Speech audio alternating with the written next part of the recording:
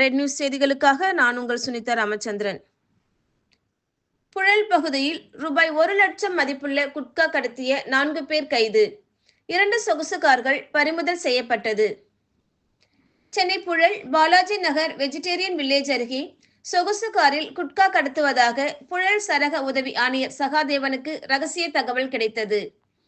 தகவலின் அடிப்படையில் புழல் சட்டம் ஒழுங்கு காவல் ஆய்வாளர் ரஜினிகாந்த் தலைமையிலான தனிப்படை போலீசார் சம்பவ இடத்திற்கு உடனே சென்று அங்கிருந்த 4 பேரை பிடித்து காவல் நிலையம் அழைத்து வந்து விசாரணை நடத்தினர்.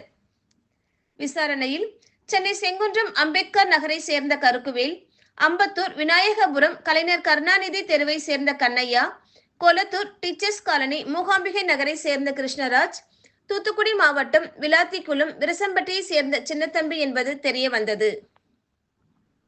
மேலும் அவர்களிடம் நடத்தப்பட்ட விசாரணையில் ஒரு காரில் இருந்து வேறொரு காருக்கு குட்கா பொருட்களை இறக்கி வைத்து அதிலிருந்து குட்கா பொருட்களை சென்னை மற்றும் புறநகர் பகுதிகளில் சிறு கடைகளுக்கு வியாபாரம் செய்வதும் தெரிய வந்தது.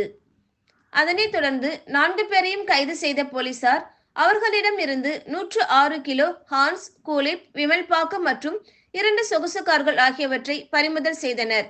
பின்னர் அவர்களை நீதிமன்றத்தில் ஆஜர்படுத்தி புழல் சிறையில் அடைத்தனர்.